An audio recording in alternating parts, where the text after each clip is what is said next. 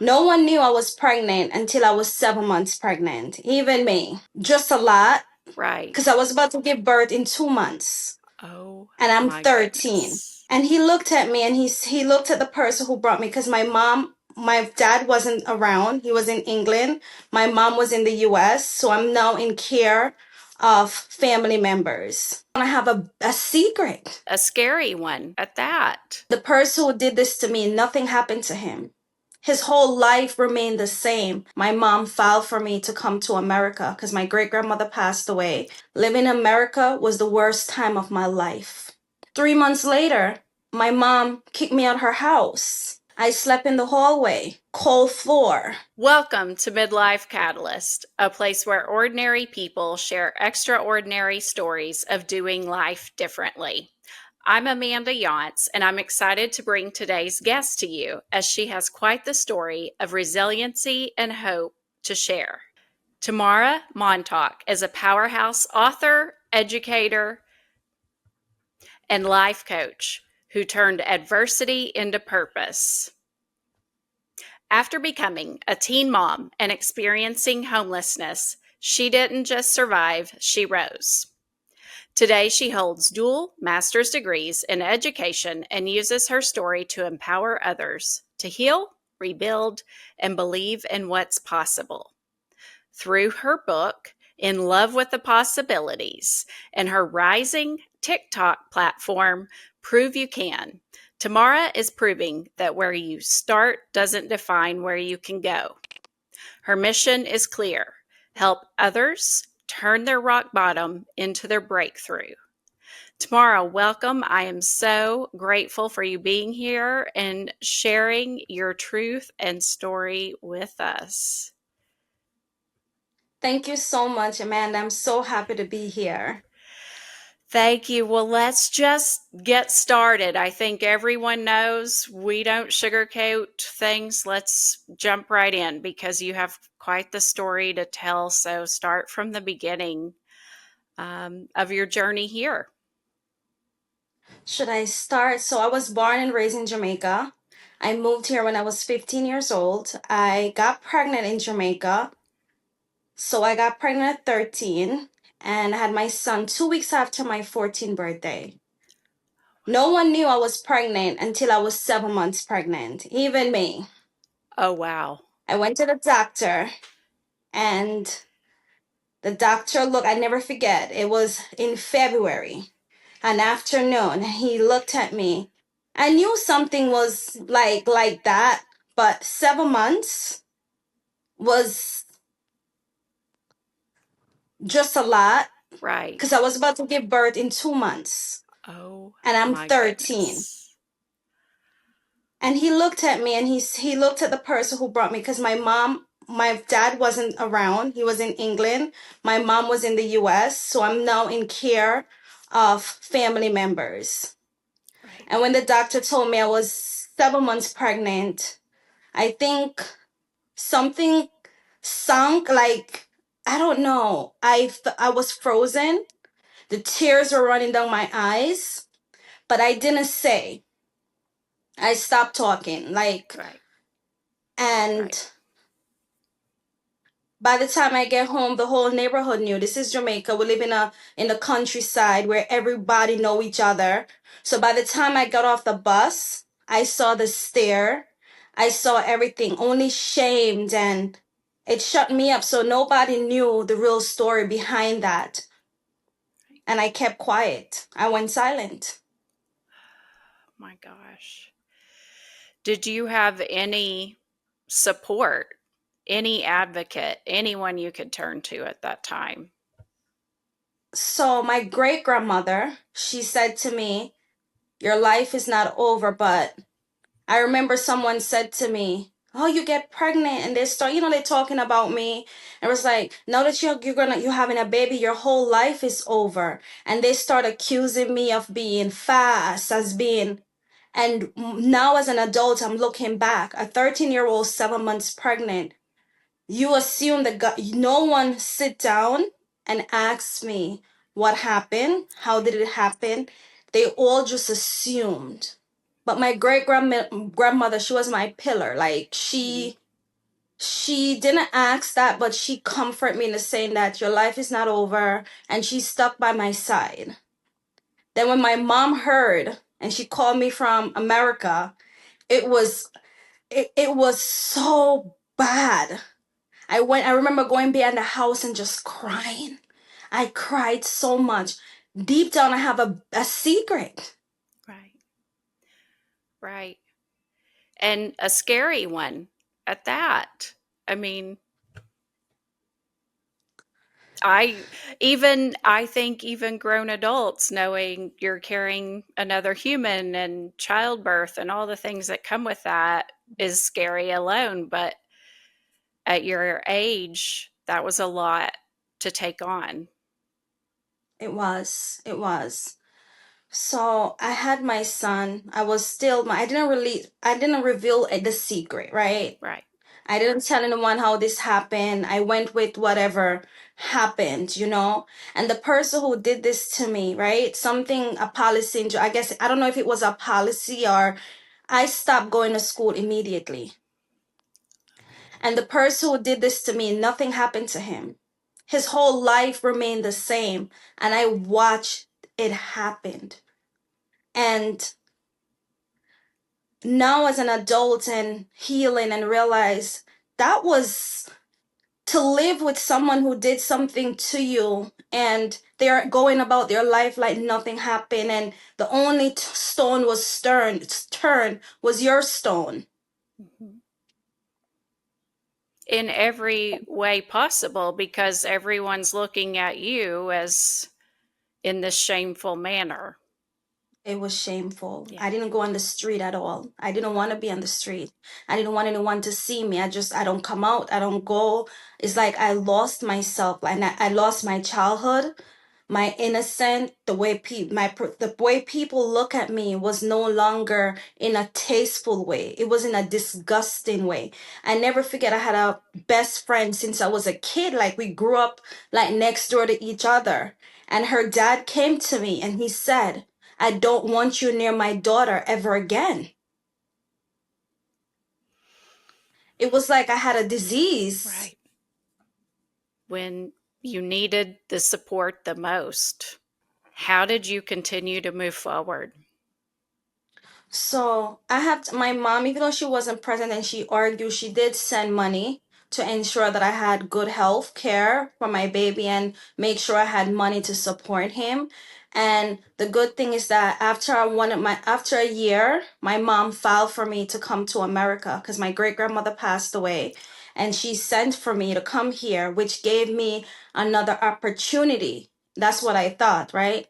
I thought that no matter what I went through in Jamaica, this is America. If you're from another country, you know, when you hear that you're coming to America, your dream is going to come true. All my fears, everything that happened to me growing up without a mom, it was going to be different. So I had hope.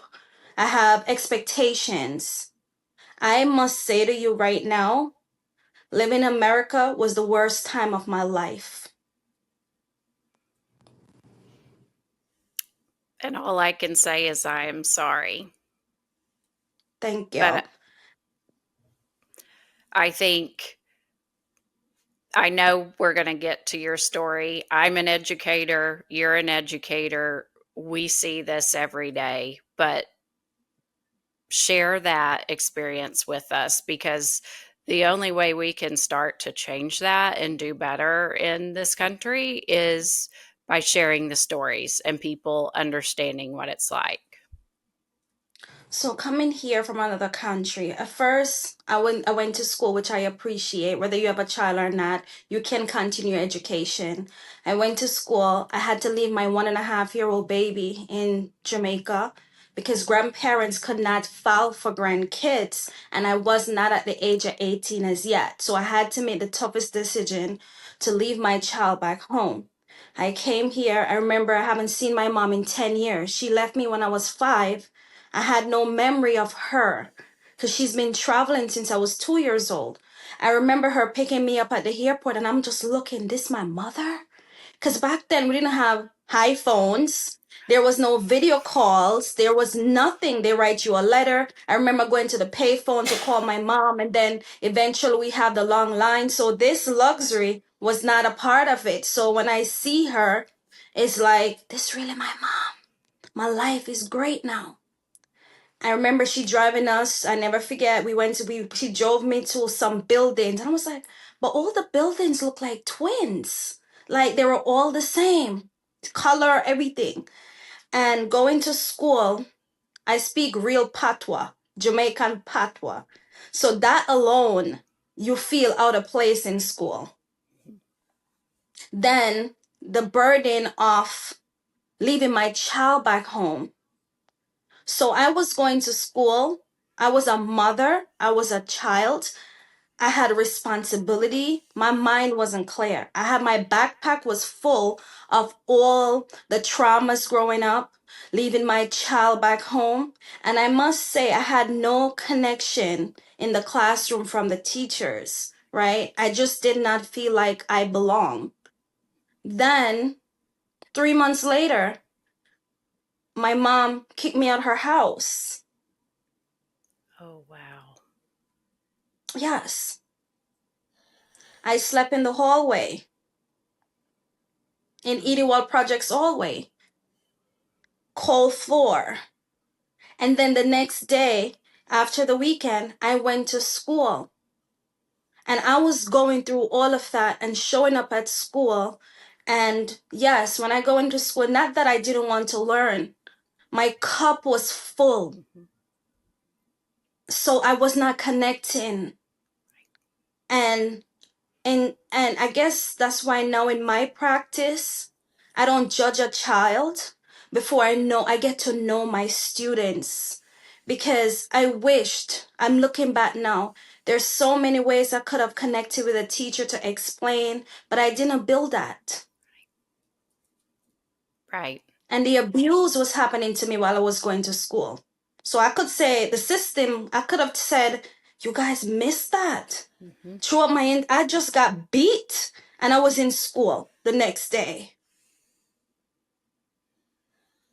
And when you get beat, they don't send you to school. That's why I think when kids is not in school, it's a reason to check in. Right. Absolutely. It's often not from their doing, and they really, you find they want to be at school. Yeah.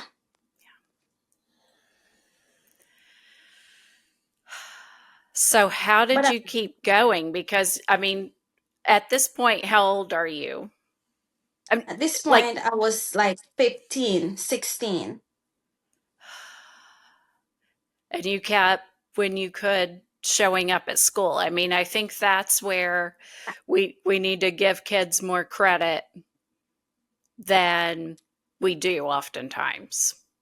Yes, but I met a teacher. She wasn't a teacher. She was a secretary in the school that I used to get kicked out the class all the time because I could be sleeping. I was so disconnect. I'm not gonna say I was the best behaving student, but I was disconnect from the lesson and I wouldn't do my lesson. I had too much on my plate to focus on education. I think that was the last thing on my mind. Right.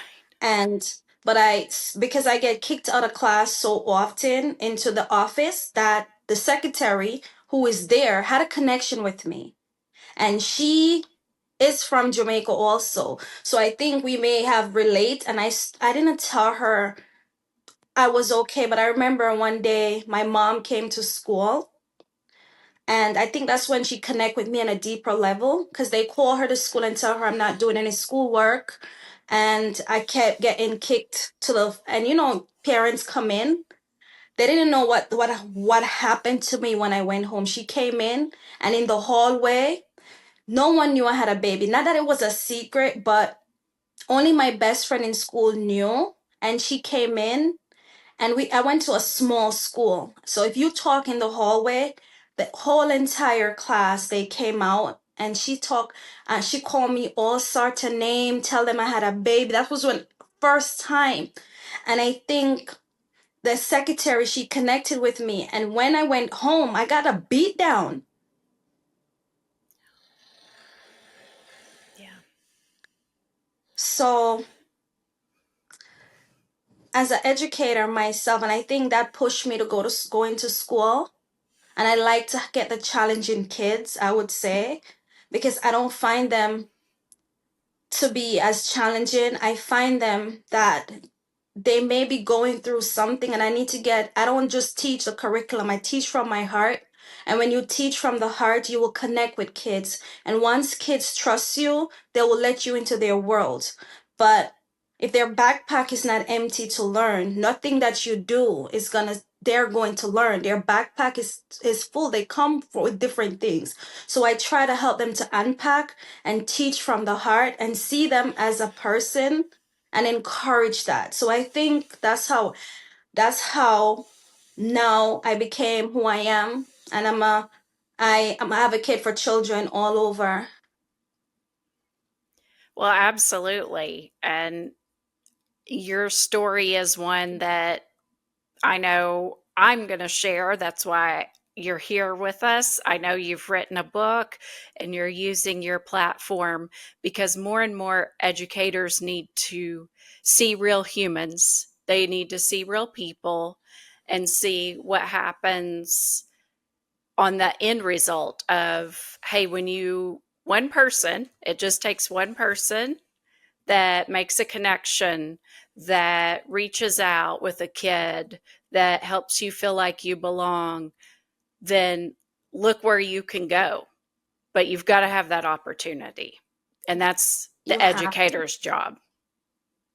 You have to. And even though I didn't share much with the secretary, I eventually dropped out of school. I didn't graduate high school, so I had to drop out of school. I had a job at Wendy's. When I leave school, I was going to work. So I didn't have a typical childhood. Like my mom made sure to tell me, you have a child now, you have to get a job to support that child in Jamaica. So I got a job at Wendy's. But with my mom constantly throwing me out, I moved to Michigan. I remember there was a time around 17, my mom called the cops on me to take me out her house. And the cops looked at me and he said, "Do you have anyone?" And I said, "I have an grand aunt that I used to live with in Jamaica. She lives in Michigan."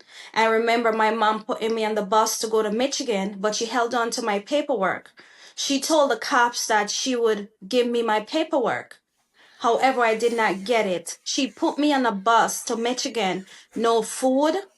She only bought me the bus ticket. And from New York to Michigan is a long ride. I didn't have water. I didn't have food to eat. I had nothing. People stop at rest stop and they would buy stuff. And I remember just sitting there and the tears was just running down my face because I still don't know my mom. I just came here maybe 2 years. And I went to Michigan for 3 months. My mom fight back to say she want me back. She want to build a relationship with me. She's not gonna send the documents. I went to my grandmother. My mom would not, because you can't. America is not like Jamaica where you could just put a child in school without the parents notarizing the documents. When she tried to put me in school, they said we need the mother signature. You cannot put her in school. So because of that, and that's some right. I had to come back to her. She wouldn't give me up. So you have to go back because they will get in trouble. Right. Right. I came back and after 3 months, I was out in the street again, sleeping in hallways. At 18, I slept on the subway train station.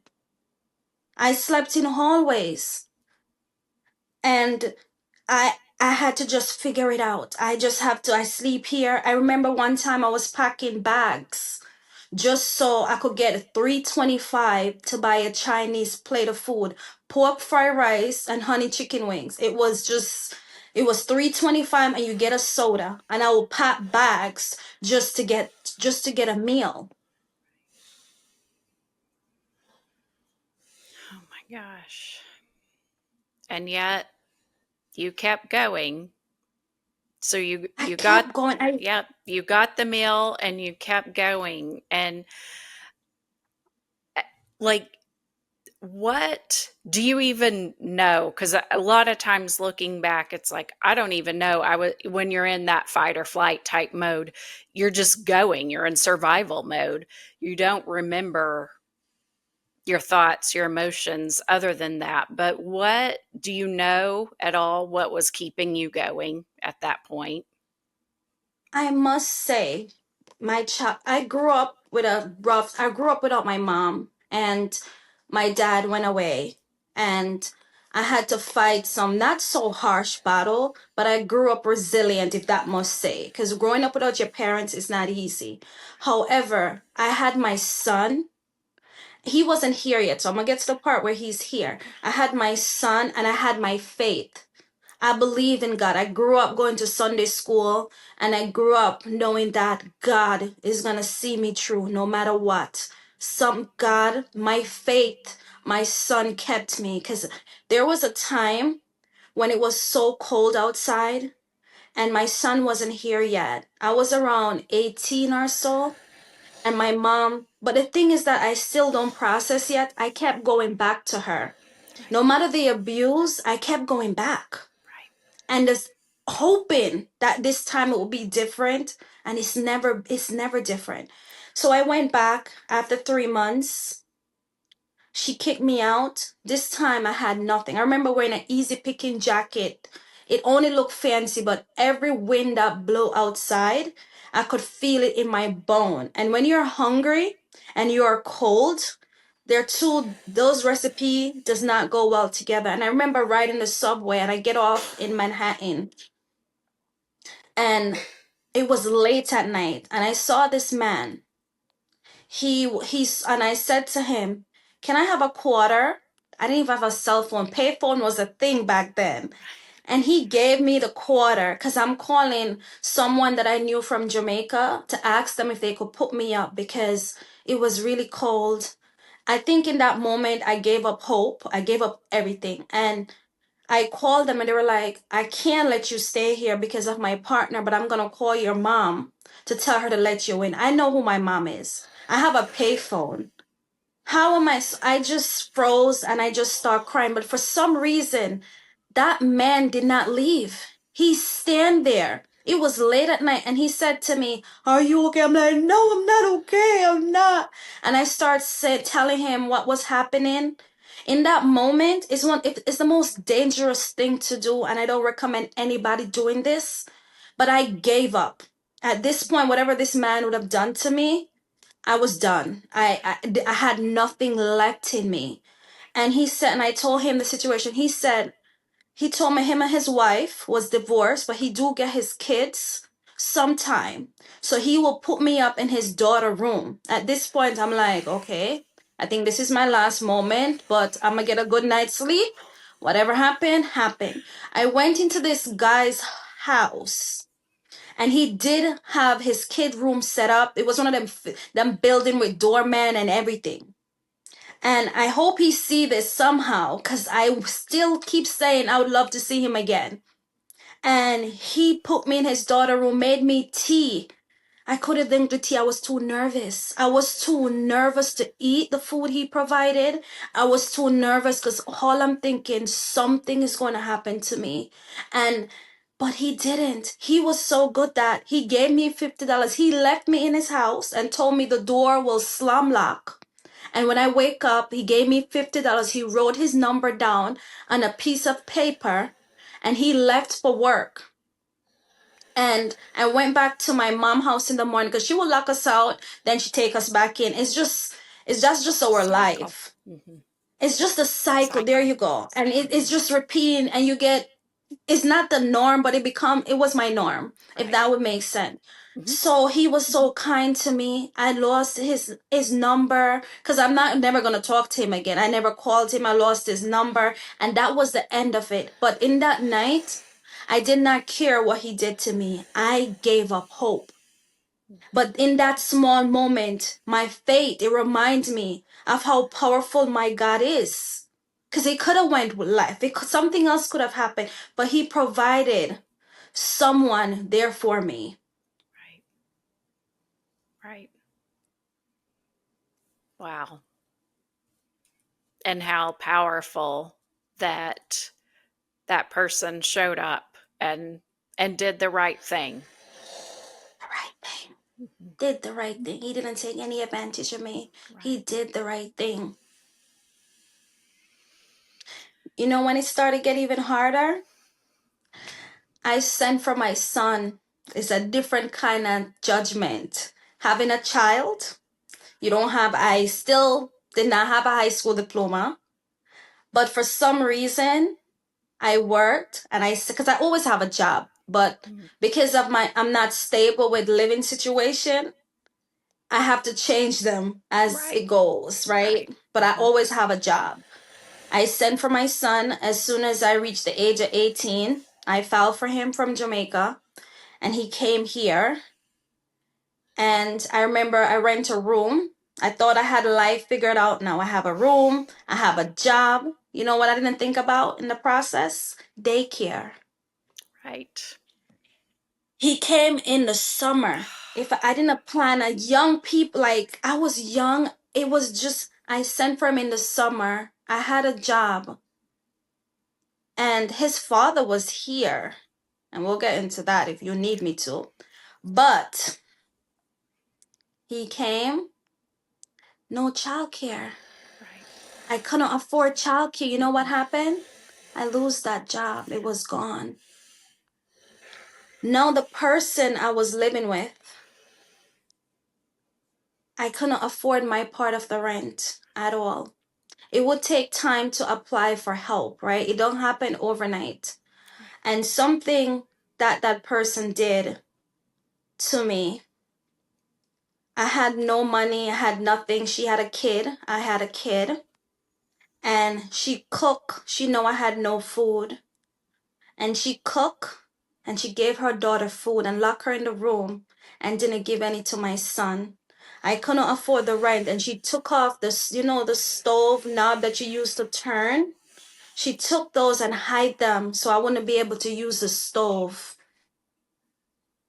I had nothing. I went to the welfare and I explained my situation to them. God always show up for me. And she said, it will take 3 days for you to get food. I said, 3 days? We're hungry now. Right. Like, that's emergency food. She said, but it takes 3 days. She said, you could go to the pantry. I said, you guys, it's 5 o'clock. There's no pantry open now. Like, what am I to do? She said, well, it take 3 days. Anyway, I went home and I just cry. And I cry, but there's a mindset called the foods. I snuck some of her bread and stuff and give it to my son. Like, we're not, Right. You do what you have to. well, That. I did what I had to do. Yep. Absolutely. And in that moment, Hmm. because he's a child, don't feed me, but don't, and he just came from Jamaica. I think that's why it hurt me so much. He Right. just came up into a storm. And the next day, it didn't take 3 days. I called my food stamp and money was on my food stamp card. Food was there, not money, not cash assistant or not, because it actually take 30 days for that to process and you have to be on the lease. And then she didn't want to write a letter to give to them. And if you don't have a lease, they're not going to pay your rent. So it's all these things. I had to leave. And guess where I went when I leave her house? To my mother's house. So it's a cycle that I kept repeating. Did Right. I start school yet? Nope. So I have a question because we're gonna go there. I've got to know, but how was your mom with your son? I'm always curious if the cycle is there to the next generation below. So when she see my son, she's welcoming to him, right? I can't say she treat him poorly or treat him anyhow. Like I would never say that, right? Do my son have a relationship with her? No.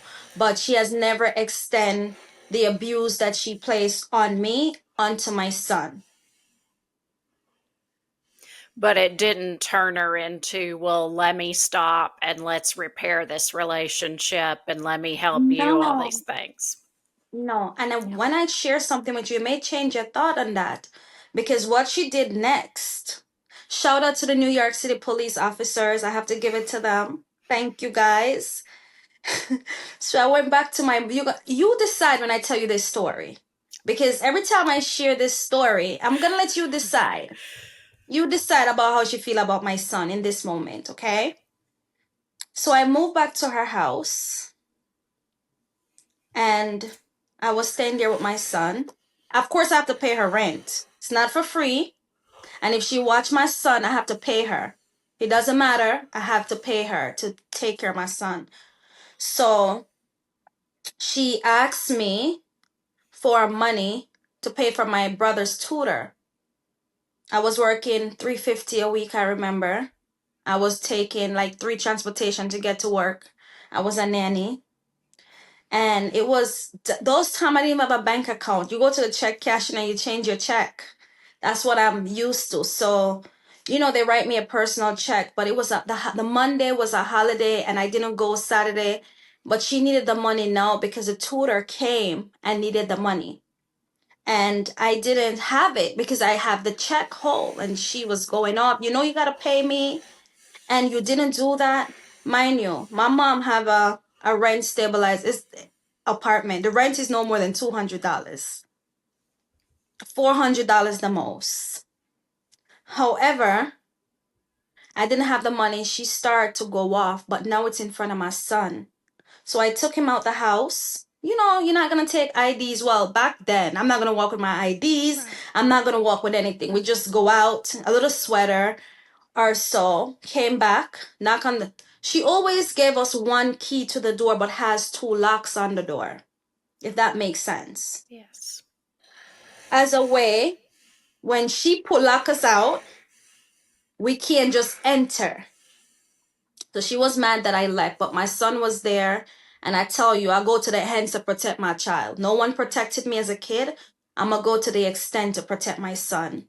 So I took him out, take him to the park. I think I had $20. I bought him Popeyes. We hung out there for a couple hours because I'm waiting for her to cool off because she cool off. I don't know why it didn't come to mind that she would do this to us, but I was like, no, my son is here now. She's not going to do that. I came back. I used the key. The top lock was locked. So I knocked the door. And she said, you're not coming back in here. I was like, okay, take your time. Have your moments. Just have your moment. And we sat there, 8:30 come. My son have school the next day. All our stuff is inside the house. I just have on a suit of clothes. My son is in a suit of clothes. That's it. 9:30 come. She's not letting it. 10 o'clock comes. We sitting in the hallway. My son said, Mom, I got to use the bathroom. I said, knock and wait and tell grandma. Tell grandma. Knock on the door. She told him, you're not coming in my house. You and your mother don't live here. You and your mom don't live here anymore. I was like, okay, I'm going to just sit here. Give her some time because my son is here. What you did to me, you want to do it to your grandchild. 12 o'clock come. I was like, this is serious. 12:30 come. I said, oh no. I called the police because I want them to tell her to let me in. It was a female officer and a male officer. She came, and the thing is that when in the projects, if your name is not on the lease, you're not considered a person. I didn't even know you have 30 days, but I didn't have that option. She did not open the door. She didn't respond to the officers. They couldn't break the door down. I remember the female officer looked at me and you could see her heart breaking. And the officer said, how are you going to prove that he's your child?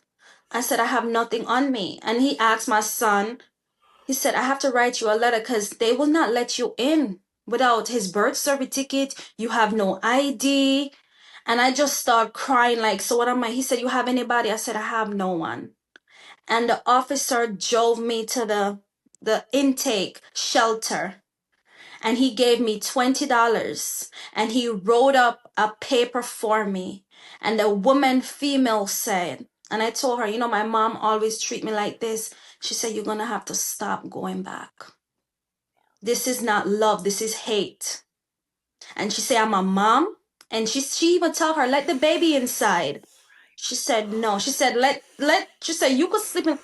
And I saw the pain in the officer's face, that and I appreciate the $20. They were like, I'll give you $20. They write it up and they let them know.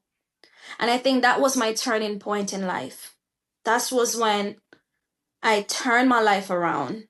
I went to the shelter, one suit of clothes for 2 weeks, both me and my son. 2 weeks. And the process is not easy. You go through the shelter process to get you a temporary, then you get a permanent house. But I remember when I was going through the intake center, this lady said to me, she said, you don't behave like the regular. There's something about you. I used to live in the shelter. I used to be on welfare, and I went back to school. And I'm here now, but I'm not listening to her. I'm like, listen, just do what you need to do. I have nothing left in me. Like, I'm against, and she said, you can do it. I didn't listen to her, but I remember going back home and saying, I have to do this for my son. If I don't do it for anybody, I have to do it for him. And I think that was the moment, that was a turning point in my life. That's when the real fight begins. Because not because you decide to change your life doesn't mean it's gonna go smooth. That's when your resilience come in. That's when your determination come in. That's when your fight come in. Because that wasn't the last time I ended up homeless. It was two other times after that. Moved to about 15 different addresses with my son. But I never gave up on school. I never gave up. So if I never had money, my mom would have watched my son. She wouldn't. And my son went to college with me. I don't want to call the college name because you know it's not right. I remember. You know what? We do what you have to do. Again, you do what you have to do. When you see someone showing up, bring the baby. Like, She come and they gave him crayon in the back and yep. he's coloring. And but in that moment, because he's not, I said, I don't have a babysitter and I have nothing. And she was like, come on in, go. And I'm just so grateful that along the way, people kept showing up for me. Along the way, when I keep trying and going, people keep showing up, and that's what I try to encourage people, that keep going even when you feel like there's no way out. There is a way out. You won't know if you keep giving up. I kept giving up. I kept going back to normal. What you're used to feels normal, but you got to get out of it. And that's what kept me going. My son kept me going. My determination, I'm like, I can't do this anymore. Poverty, I'm running. I am running.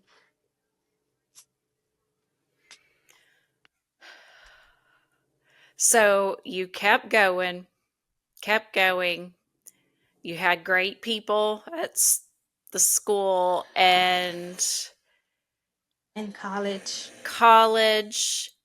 And so did you decide you wanted to go in education? That was the thing. Yes, in my associate is in education, my bachelor's is in education, my master's in education, because I had a purpose. I said I'm going back into the low income community and I'm going to work with the kids there, because there's many kids like myself that's there. And if I have to get them. That's the only way. I have to go back and I have to be there for kids when their parents are not there. I feel like it's my calling. I have to, when you walk in the shoes of these kids, you understand the pain differently, if that makes sense. You do understand, but because I walk that line. Right. And what an exemplary role model you are for them, because you are we can all sit here and say, you have to have an education to get out, you have to have an education to make a better life, but you actually are the model of that. I mean, there is no greater example for them. No, and even now how I came up with my parenting night, because I realized having a child doesn't come with a manual. Right. There's no, you take from what you know, and you take a little from what you know, what you feel it's okay, but is that okay? So I have parenting night on TikTok that Hmm.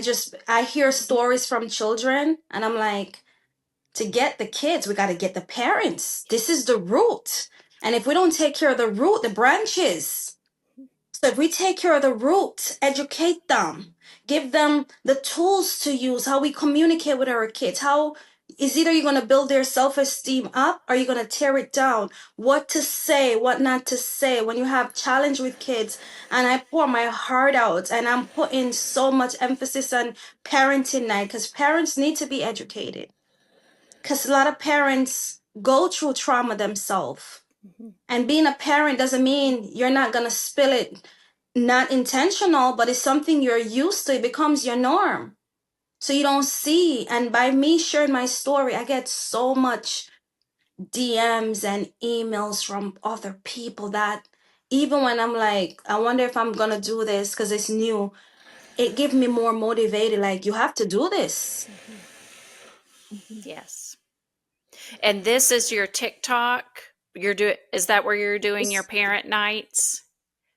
I'm doing it, but I'm moving over to YouTube only Okay, great. because I'm moving over to YouTube. I am taking it over to YouTube. I start posting my stories, transfer it over to YouTube because what I've learned, because I always do research, YouTube is more of a library where Mm-hmm. you keep your stuff and you could just type in what works and it comes. TikTok is a 48 moment. So I'm not looking for a 48 moment. I'm looking for a lifetime that Right. even after, long after, people still have access to what my message, like what to do before back to school. I have a video coming out on that, how to prepare yourself, get your kids in routine, setting them up with goals. I talk about when kids go to daycare, and don't just drop them off the first day. Go in and give them an hour, 2 hours.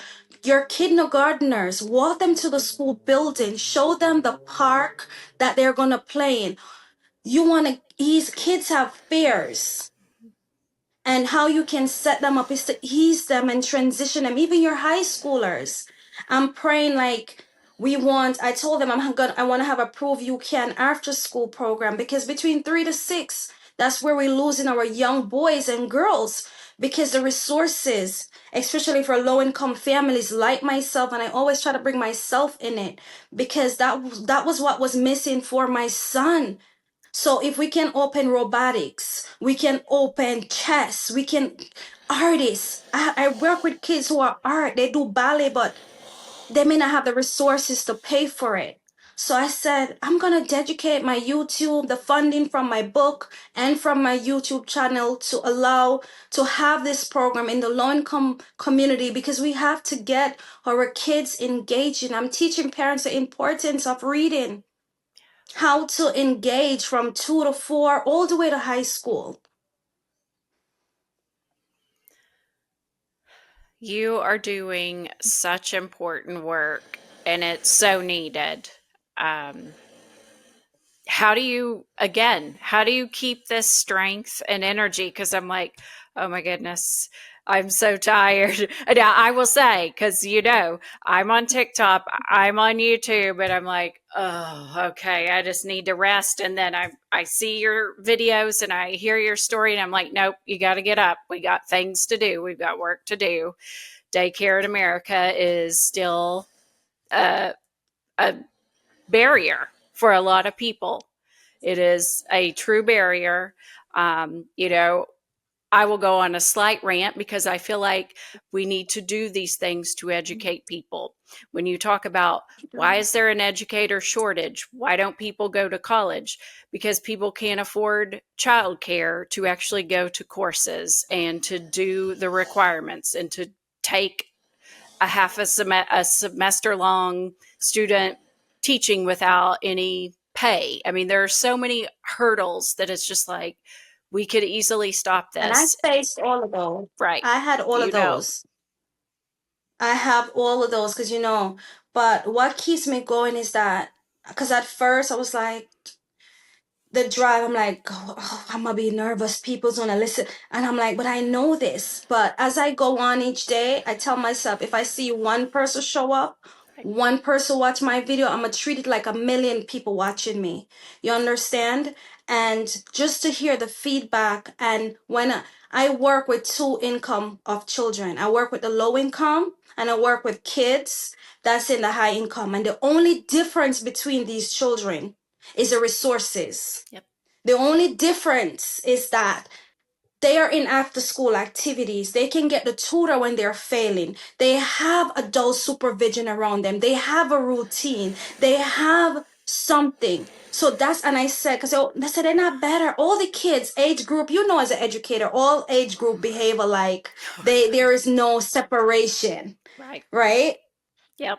So I'm educating my parents. Like, I'm providing even my YouTube now that I'm gonna put up material. I talk about kids with special needs, like parents who parent kids that don't have special needs, and now they have a child with special needs. It takes a different level of understanding and patience, right?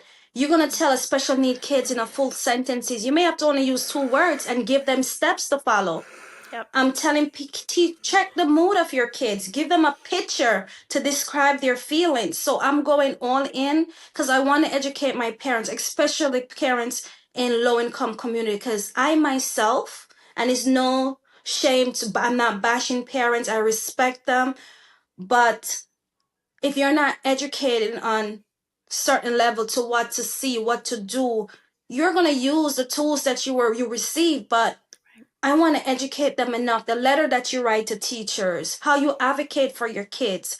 And I want to pull my parents in so I could get the success out of our kids because we need that especially in the low income community. We need it. Absolutely. Absolutely. And I, just in talking to you, I believe you're the person to do it and you can get it done and encourage many other people to follow in your footsteps. Thank you. I'm trying. Thank you. So before we go, you wrote a book. Talk about that. Yes. Yes. Yes. So I wrote a book. My book is called In Love with the Possibilities. How I come about that name, I was in love with the possibility as my mom becoming the mom I wanted her to be. And after I finished writing the book, it took me 2 years because you reliving the moments and some moments, how I got pregnant, it's inside the book. I've never shared it publicly, but it's inside the book, right? Right. And I was in love with the possibility of my mom changing because as a kid growing up, I want a mother. It's something I would have paid for that love. Like I really, it's something that I want to experience. You can have love from everybody that's not your biological, because I have love family. But there was just something about my biological mom that I would do anything. And I would have did anything. I would pay for my mother love. Like in my book, I go in details of the things that I would do because I want that mother love. So, writing the book, I call it In Love with the Possibility. So, I was in love with the possibility of her becoming who I wanted her to be. And my book was a healing journey for me, also. It Yes. was healing, it was therapeutic, it was a way of me finally breaking my silence, the dark secret that happened to me when I was 13 and everybody shamed me and I didn't have my voice. I lost my voice. I lost my identity. I became someone else because when you're a mom, you know you're no longer a child, but I was still a child. I wasn't an adult Right.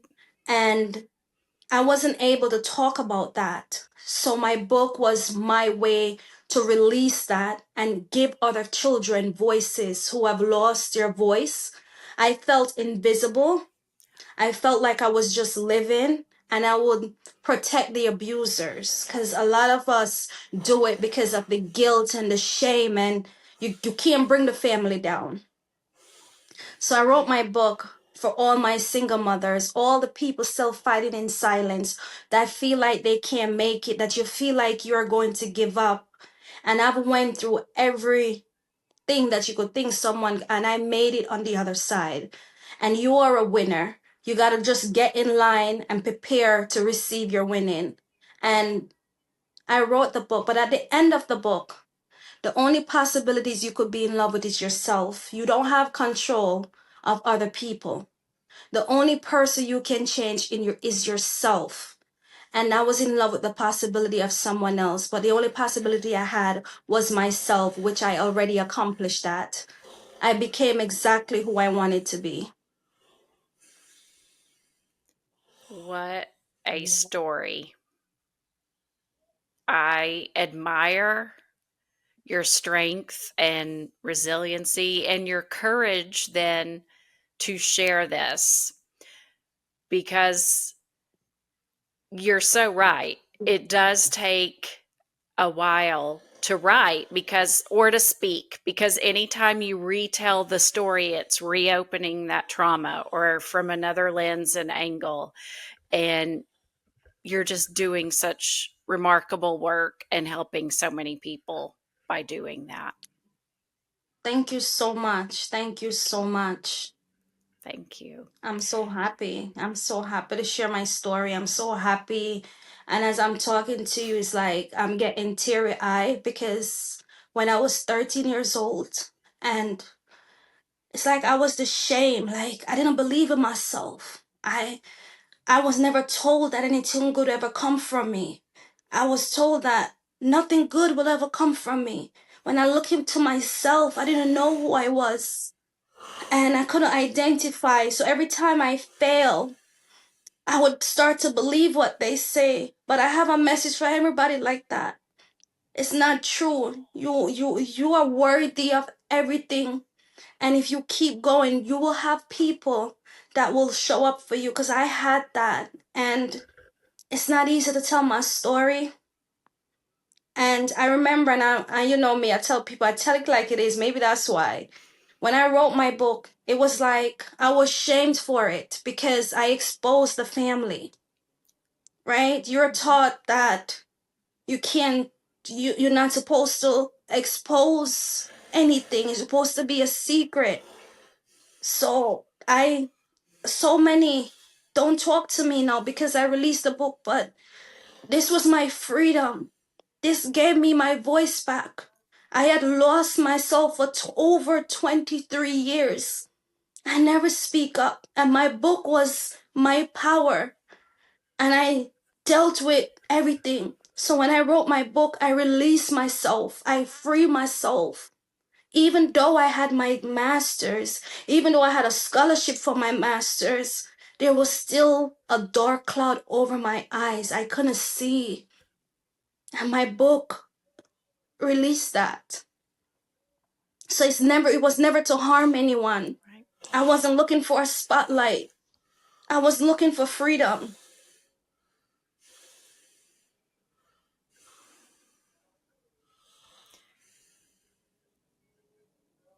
And what did that feel like? Like, It feels different because I'm not used to it. yeah.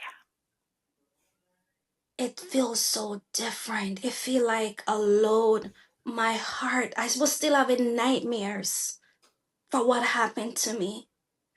I would wake up and I would be shaking because I had nightmares and I couldn't say. I wasn't saying anything to anyone. But after writing my book, it's like, you see how I'm on TikTok talking and I'm sharing? My book gave me my voice back. So I'm going to heal and I'm going to heal because there's so many other people who is going through what I'm going through. I know I'm not the only one. And I tell them that Beyonce song, I'll be your projector until you are able to stand on your own feet. I'm going to hold a light for you until you're able to see your own light. I'm going to stand behind you until you can stand for yourself because I know what it feels like to be silent. And now, not only are you sharing, and you have your voice, and you're no longer going to be silent. But by No. you sharing your story, like you said, if just one person takes this and starts to share their story and starts to find their voice and their power and their freedom, then it's worth it. It's worth it. It's worth it for me. It's worth it. Well, I am so grateful for you coming on and being so vulnerable and in all of your experiences and everything you've endured, but in just being a beacon of hope and a ray of light. Once again, where can people find you on YouTube? So my YouTube channel is called Prove You Can Parenting. You can find me there. I'm going to start going live on Wednesday at 8 p.m. on YouTube. And my TikTok is Prove You Can, but my YouTube is Prove You Can Parenting, and I'm dropping all the tips to work from birth through high school to support parents in knowing how to prepare your child for school, not only about academics, but about their temperament, about how you support your child and help them grow and building bond and community within each other. I'm dropping all the tips. I'm giving schedule out. I'm giving reading books, giving structure. I'm giving you everything on YouTube, everything. And I'm not good with I'm still getting ready with the editing, but I always say listen to the words, as I practice I'll get better, right? But I just know that this is where I am now. This is the chapter I am, and I'm fighting for our parents. I am not judging. I am for you. Whatever you need, whatever tip. I work with kids. I've been an educator for over 9 years, and I love children, and I'm dropping all the gems. How to support your kids with literacy from 2 to 4 years all the way to high school, so you can find anything and everything that you need to help your child strive. And don't, because I believe that no kid is bad. I don't use that word. I I don't either. said they may have, I know, no kid. And I've worked with enough kid. No kids, they are not bad. They have challenging ways that we have to give them tools to deal with those challenging ways. And if we don't give them the tools, then it spill over into something else. So we have to take care of it as soon as we see it. And that's what I do on my channel. I love it. And I 1000% agree. If a kid, I don't care how old, even if they're not in my class or my school, and I hear them say, I'm a bad kid, no, we stop that and we reframe that language right away because it's not true. And we need more people advocating for them and for their future. And the work you're doing is doing that. You're changing the world. And I just am so in awe of everything you're doing. And I'm just glad we got an hour from you so that we can share your message and learn and grow. So thank you so much. I'm so happy and thank you so much, Amanda. And we don't stop here. Please Nope. stay in touch. Please stay in Absolutely. touch. And yes, stay in touch because you're growing with me in this part of my life. This is new and we're growing together, but I want you to stay in touch. And I will Oh, stay in touch. And I appreciate you.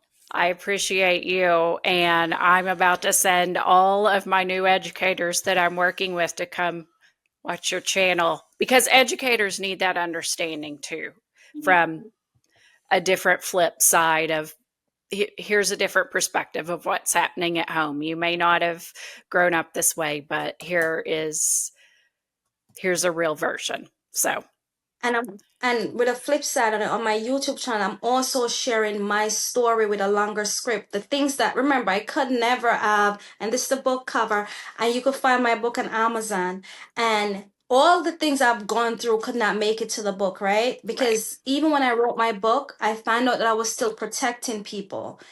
What I would say I didn't say, but I'm going full raw, uncut on YouTube with longer version because I want even kids, adult, young teenager that see my channel, they know I'm teaching you resilience and I'm teaching parents that I went through this abuse and I show up for my son just the same. So how are we gonna heal ourselves and become parents? So send them all over. I'm here and we grow together, right? We're here for change for the future. Absolutely, we are. We are growing and changing, and the only way we can do that is by stop hiding and speak it and connect with people. And so that's what we're going to continue to do. Thank you so Thank you. much. Thank you.